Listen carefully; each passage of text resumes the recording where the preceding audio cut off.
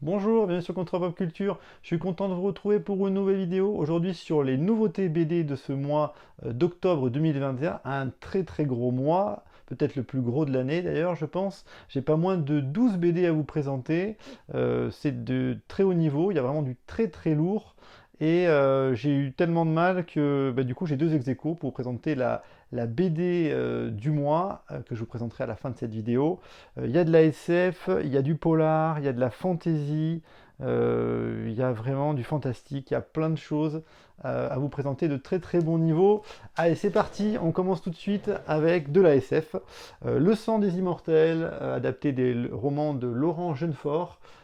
Par Françoise, la scénariste Ruscac, et Francesco Trifogli au dessin. C'est chez Critique et les Humanoïdes Associés. C'est une belle BD assez épaisse, une histoire en un tome. C'est dans le même univers que Peau épaisse, pour ceux qui avaient suivi un peu. On est en 2347 et il y a un vaisseau spatial qui rentre d'expédition, qui est retrouvé avec à son bord un savant dans un sale état un peu fou, qui est le seul rescapé d'une mission d'exploration sur une planète éloignée qui s'appelle Verfébro. Et sur cette planète, eh bien, apparemment, il y aurait peut-être quelque chose qui permettrait d'avoir la vie immortelle. Et donc un commando va se monter pour aller sur cette planète et l'explorer. Et bien sûr, cette planète est pleine de dangers. Et il y aura voilà, des trahisons, des complots, des extraterrestres, des créatures, bref, voilà, de quoi faire une bonne série d'action, un bon film d'action SF. Voilà, c'est très bien, c'est très bon. Ça, c'est bien dessiné, bien scénarisé, comme l'était Peau épaisse, c'est du très solide. Et je vous recommande Le sang des immortels si vous aimez la SF, vous ne serez pas déçu du tout, c'est costaud. Une nouveauté qui était hyper attendue, que j'attendais de pied ferme, La Horde du Contrevent, le troisième tome chez Delcourt par Eric Enino. C'est adapté bien sûr de l'œuvre d'Alain Damasio. Ouais, vous savez comme j'adore moi La Horde du Contrevent. Et donc du coup je trouve que cette adaptation BD, elle lui rend vraiment justice, avec des petits changements dans l'histoire mais qui sont pas mal du tout, qui amènent quelque chose. De toute façon, c'est adoubé par Alain Damasio himself. Alors là, ce coup-ci, on les retrouve dans la fameuse flaque de l'Absane, qui est un moment clé du roman, qui va être terrible parce qu'ils vont affronter donc un endroit qui est plein d'eau, et ils vont être dans la pluie, ils vont être complètement submergés, immergés dans cette eau. Il va y avoir des catastrophes, ils vont être poussés à bout, c'est tout le temps gris, sombre, pluvieux, et du coup ces situations vont les pousser dans leur retranchement et voilà, tous les sentiments vont être exacerbés, ils vont être poussés à bout. Il va y avoir des hordiers qui vont mourir et entre des créatures qui les attaquent, les conditions climatiques dantesques, ça va vraiment être terrible pour eux d'essayer de s'en sortir. Voilà, ça va être un grand épisode, un grand tournant pour la Horde et avant la suite parce que c'est de pire en pire ce qui les attend. Mais en tout cas, cet épisode de la flaque de l'Absane est très marquant. Voilà, c'est des conditions extrêmes, terribles qu'affronte cette horde qui essaye de remonter le vent sur cette planète pour en découvrir l'origine. Voilà, aucune horde n'a réussi jusqu'à présent à aller jusqu'au bout de cette planète. Eux, ils sont la 34e, je crois, horde. Enfin bref, du coup, c'est vraiment, encore une fois, parfaitement maîtrisé, réalisé. Voilà, c'est un sans faute d'Eric Enino. Et bien sûr, on attend la suite avec impatience. En tout cas, c'est génial. Je vous conseille vraiment de vous lancer dans ce cycle si vous ne l'avez pas encore déjà fait. Ensuite, un polar Saint-Elme de Serge Lehmann et Frédéric Peters. Frédéric Peters, il avait fait Hamac, que j'avais adoré, qui était de la SF. Et avec Serge Lehmann, ils avaient fait L'Homme gribouillé. Donc là, on se retrouve à suivre l'enquête du détective Franck Sangaré à Saint-Elme. Il se retrouve dans la montagne. Et cette petite ville qui accueille, qui est une station qui vend de l'eau minérale, se retrouve à être la proie de pas mal de voyous et de bandits qui... Alors tout de suite, vous voyez ces couleurs hyper flashy. Alors on aime ou on n'aime pas. Moi j'ai aimé cette ambiance tout en bleu, rouge, violet. Voilà, il y a des couleurs qui sont très contrastées. Et alors c'est une histoire où il y a un enfant qui est disparu, une enquête, des meurtres, et puis ce détective qui ressemble un peu, je trouve, à Nicolas Cage, qu'on va suivre dans une enquête où il va rencontrer plein de personnages plus énigmatifs, bizarres les uns que les autres. Mais ça prend vraiment corps, vraiment, on y croit. Comme les personnages sont assez bizarres et dérangés, ça fait assez réel finalement. Et je trouve que voilà, cette BD est très réussie. On a vraiment envie de savoir la suite et de connaître les aventures là, qui se passent à Saint-Elme. Voilà, j'ai trouvé ça très très bien. Et je vous le recommande chaudement. Le seul défaut qu'on pourrait trouver à cette BD, c'est qu'elle est un peu courte.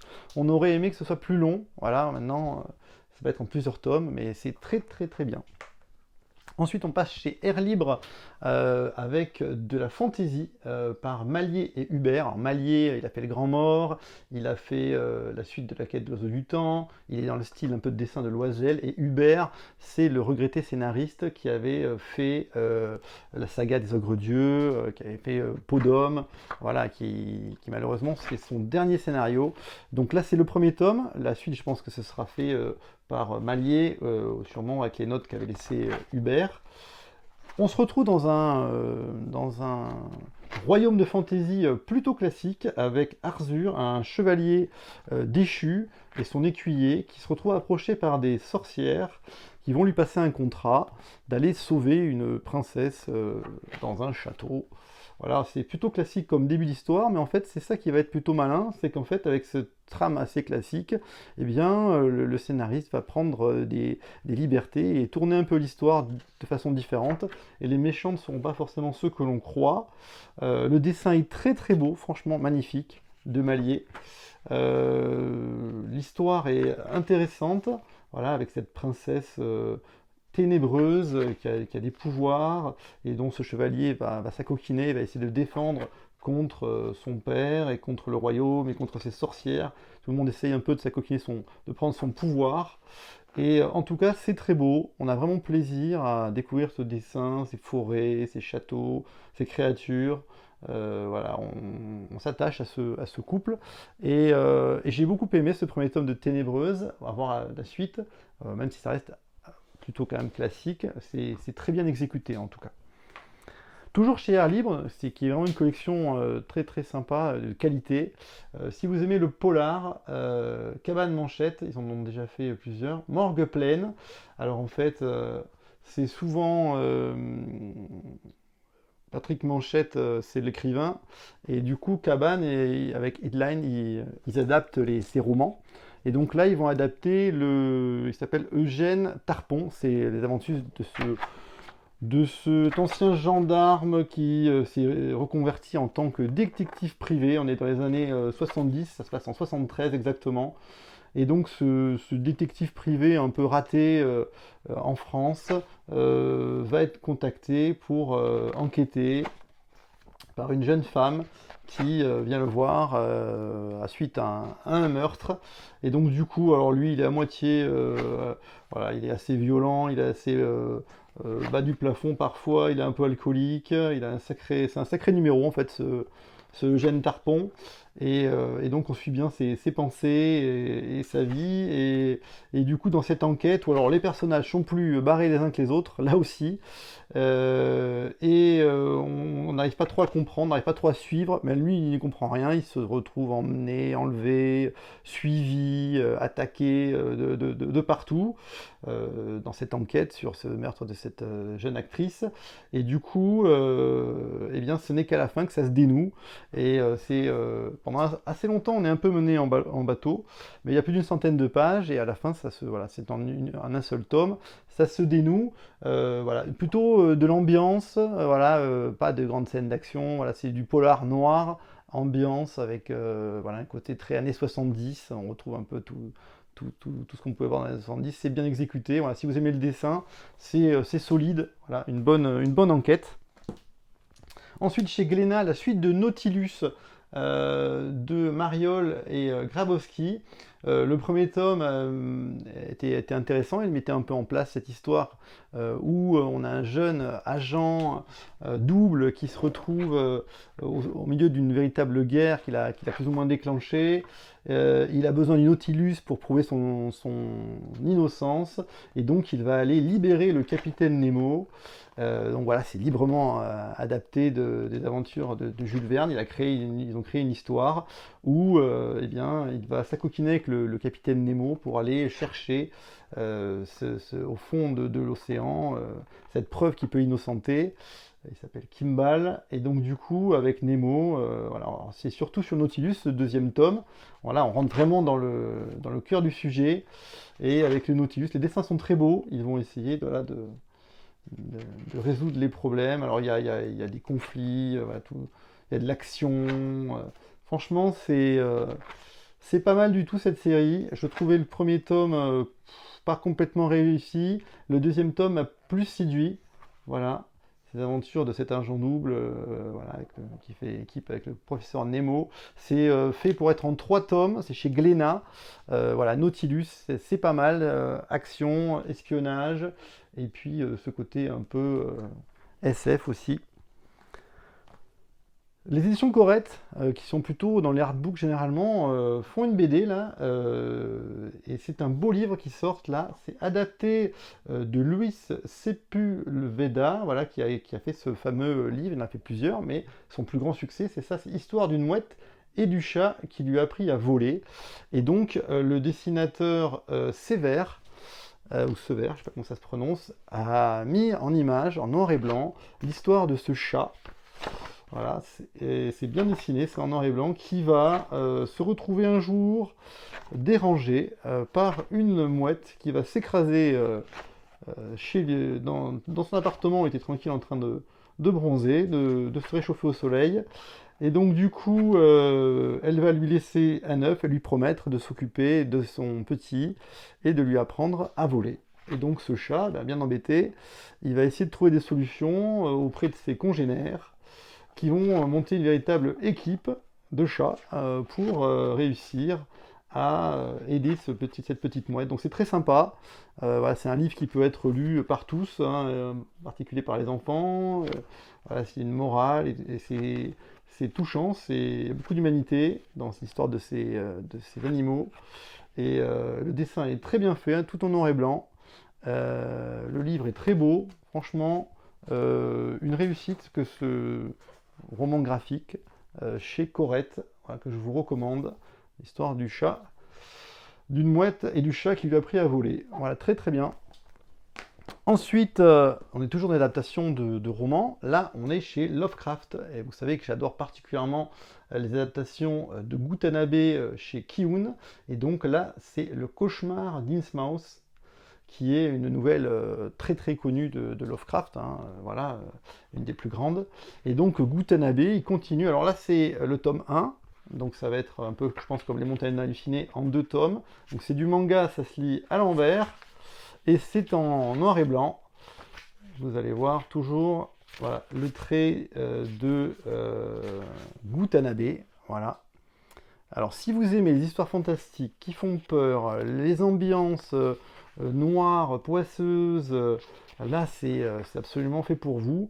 Voilà, moi j'adore ces adaptations de Lovecraft. Voilà, il dessine parfaitement bien, l'ambiance est toujours au rendez-vous.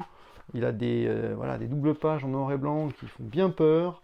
Voilà, cette histoire elle est excellente de ce jeune homme qui visite, qui est fan d'archéologie, qui va se retrouver à aller dans la ville d'Innsmouth où personne ne veut aller parce que ça fait peur à tout le monde, parce que là-bas il y a des gens plus ou moins difformes, il y a une malédiction sur cette ville qui a été ravagée, personne ne veut y rester, voilà, elle fait très peur cette ville.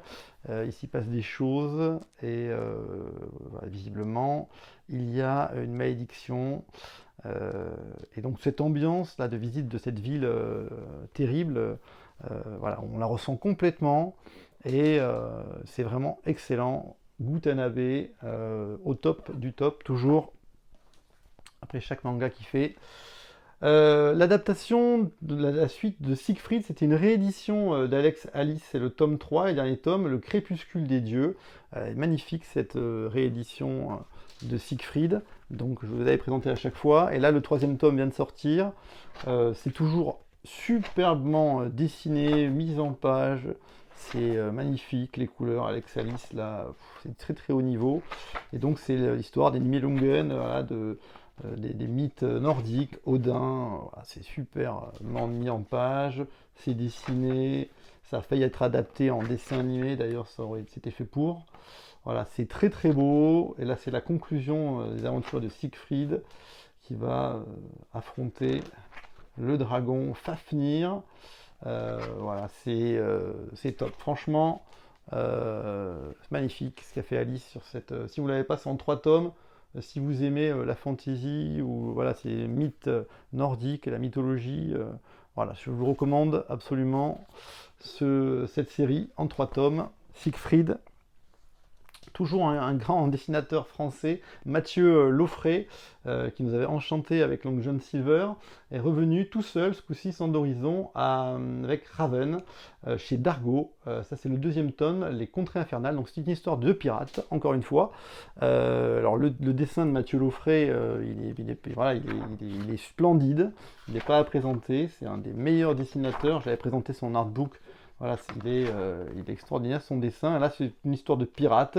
On a Raven et puis la pirate Darksea qui sont dans un duo un peu en compétition tous les deux pour trouver un trésor caché. Ils se retrouvent sur une île où il y a des tribus indigènes, où il y a déjà des gens qui se sont échoués dessus sur cette île. Voilà, il y a toute une histoire. Et puis surtout le dessin de Laufrey qui est toujours aussi beau. Et voilà. Après, moi je trouve, c'est double page. Moi je trouve qu'au niveau du scénario, c'est quand même pas au niveau des aventures de Long John Silver. Voilà, je trouve que voilà, c'est un des meilleurs dessinateurs, mais je trouve que le scénario reste un peu léger des aventures. Donc je crois que c'est prévu en 3 tomes, je crois. Raven, la chasse au trésor, donc c'est pas mal, franchement. Le dessin est magnifique, le scénario peut-être un peu léger. Et puis donc, on arrive aux 2 coups de cœur de ce mois-ci. Ça a donc été très difficile, je vous disais, de trouver eh bien, les 2 meilleurs BD, parce qu'il y en a beaucoup parmi celles que je vous ai déjà présentées que j'ai adoré. Mais voilà, il y en a 2 que je trouve quand même un peu au-dessus du lot. Alors, une de ces 2, c'est Négaliode, de Vincent Perriot chez Casterman.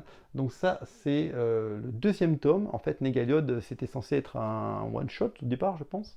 C'était une belle histoire, il y a quand même 200 pages. Une très belle édition. Et puis, il a eu envie de continuer son univers, je pense. Et donc là, il a fait un tome 2 qui peut se lire presque sans avoir le tome 1, même si je vous conseille quand même de lire le tome 1 parce qu'il y a le destin des héros et on retrouve les héros du tome 1 dans ce 2e tome. Mais là, ce coup-ci, alors autant le tome 1, c'était un univers aride, désertique, où on avait le désert, les dinosaures, et puis une station qui était au-dessus dans le ciel et qui pompait toute l'eau de la Terre. Et puis à la fin de ce tome 1, la station est détruite, et donc l'eau va tomber sur la Terre, et du coup c'est un paysage beaucoup plus... il va y avoir énormément d'eau, et l'eau en fait va monter, va ravager les terres, et ils vont se retrouver dans un post-apocalyptique, ce coup-ci plus désertique, mais plus aquatique. On est plus près de Waterworld. Et donc tout cet univers où il y a des dinosaures qui vivent avec les humains. On a des couleurs qui sont faites par la coloriste de Moebius. D'ailleurs Moebius plane sur tout l'album. Il y a vraiment... on sent la filiation. Et on retrouve donc ce couple de héros qui va... vous voyez, alors ça c'est la station qui était au début, à la fin de Négaliode 1, qui était au-dessus de la Terre. Alors il y a plein de pleines pages comme ça. Il y a des doubles pages, voilà, magnifiques. Il y a vraiment un effet waouh plein de fois dans le livre avec ces magnifiques paysages, pleines pages, doubles pages. Et on en prend plein les yeux. Et l'histoire, franchement, est très réussie avec cette histoire donc post-apocalyptique où on va avoir la civilisation qui va être détruite et après revenir sous forme au niveau voilà, des océans. Donc vraiment, voilà, avec les bateaux, les constructions pour partir sur les eaux. Et donc ils vont aller vivre sur les eaux, et là ils vont se retrouver confrontés à un grand méchant qui va essayer de les détruire. Et puis ça va partir dans un côté très SF, ésotérique, voilà. Et donc il y a vraiment une réflexion, c'est vraiment poussé, c'est bien dessiné. Voilà, le livre est magnifique, moi j'ai adoré les dessins, les couleurs, l'histoire franchement est très très bien, il y a de l'action. Voilà, j'ai trouvé que c'était une réussite complète, Négaliot, j'ai été complètement emballé. Alors je ne sais pas s'il va faire un tome 3, probablement je pense qu'il a envie de développer son univers, mais c'était super, franchement, voilà, et puis voilà, un bel objet, ça coûte 25 euros, il y a 200 pages. Voilà, franchement, c'est vraiment très très très très bon. Une des BD de l'année à mon avis. Et puis, celle qui a été challengée par Négaliot, mais qui, dès sa première lecture, m'a complètement emballé. Je me suis dit que ce serait la BD du mois. C'est Goldorak. On l'attendait de pied ferme. Voilà. Le Goldorak d'Horizon, un scénariste extraordinaire. Bajram, l'auteur d'Universal War On. Donc déjà, et puis de Kossu, Santenac et Guillot. Donc l'équipe d'Horizon Bajram, on l'a attendu de pied ferme. C'est chez Classics que c'est édité, mais je crois que c'est Kana, voilà, c'est chez Kana. C'est d'après l'œuvre de Gonagai, bien sûr. Donc Goldorak, moi évidemment, je suis la génération Goldorak, donc j'étais fan de Goldorak quand j'étais gamin, forcément. Mais là, ce que j'ai trouvé génial, c'est qu'en fait, c'était super casse-gueule d'adapter Goldorak et puis de le faire comme ça des années plus tard, avec les personnages qui ont vieilli, le retour de Goldorak, et puis on se disait, voilà, il y a quand même pas mal d'écueils à éviter dans une adaptation comme ça.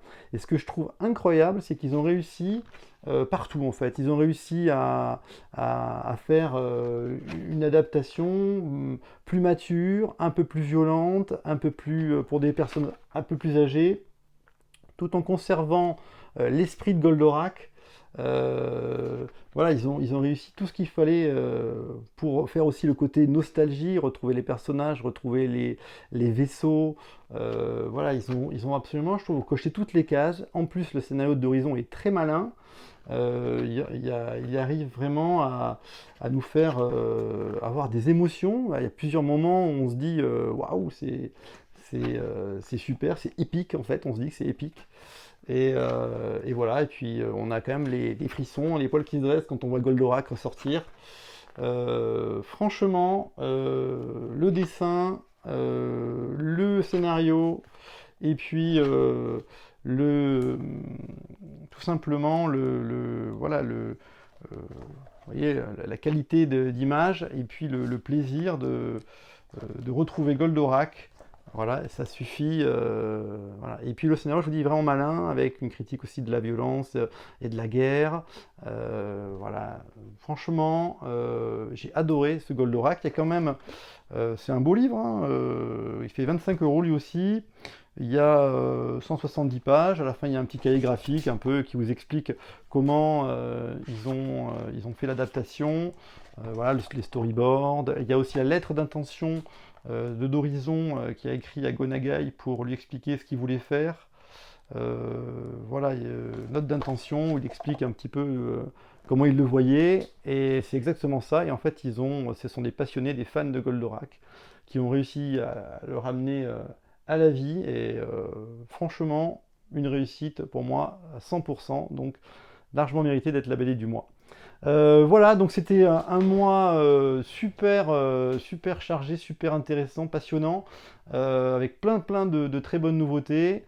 Et puis bah, j'espère que vous aussi vous aurez plaisir à les lire. N'hésitez pas à mettre en commentaire ce qui vous a plu parmi ces BD.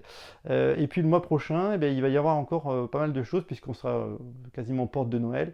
Donc encore pas mal de choses à vous présenter. Voilà, à bientôt pour une nouvelle vidéo sur Contre Pop Culture. Au revoir.